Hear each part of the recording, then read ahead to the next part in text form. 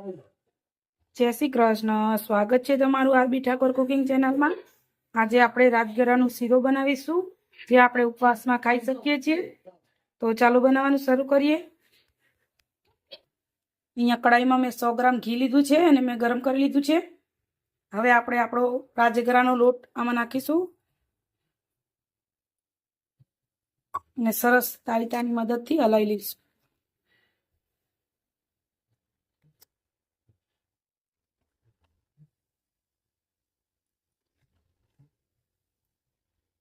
આ રીતે બધું સરસ મિક્સ કરી લેવાનું છે।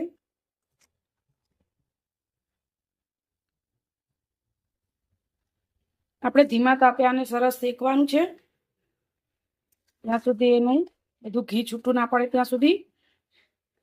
આ રીતે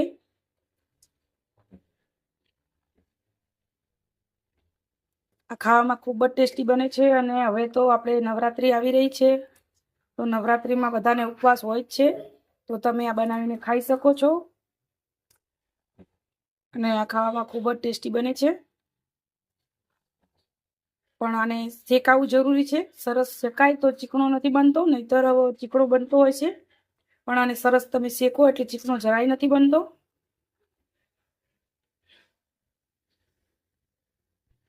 આપણે સરસ શેકાઈ ગયું છે, તમે જોઈ શકો છો સરસ ફૂલી ગયું છે। હવે આપણે આમાં 1 કપ ખાંડ નાખીશું।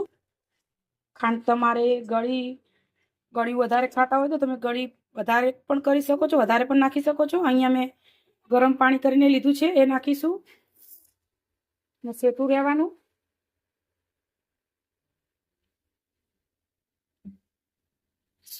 સરસ બધું મિક્સ કરશું।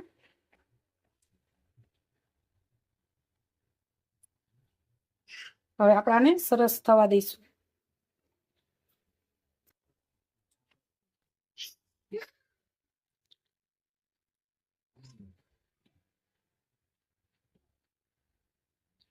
ને અહીંયા આપણે આ કાજુ બદામ કાપીને રાખ્યા છે, એ નાખીશું।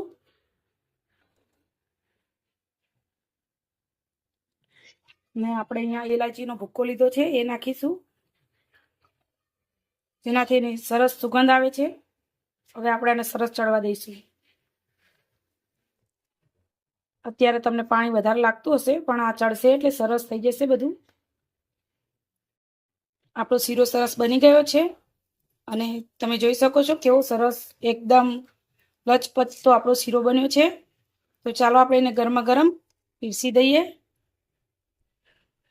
તો તૈયાર છે આપણો ગરમા ગરમ રાજગરાનો શીરો, જે ખાવાની ખૂબ જ મજા આવે છે। અને વ્રત કે એવું કંઈ હોય તો તમે બનાવી જ શકો છો, પણ એમનેમ પણ તમે આ રીતે એક વખત બનાવશો તો એમનેમ પણ તમે બનાવીને ખાશો, એવો ટેસ્ટી બને છે। તો મારી આ રીતે તમે જરૂરથી ટ્રાય કરજો। અને જો તમને મારો આ વિડીયો ગમ્યો હોય તો લાઈક, શેર અને સબસ્ક્રાઈબ કરવાનું ભૂલતા નહીં। જય શ્રી કૃષ્ણ।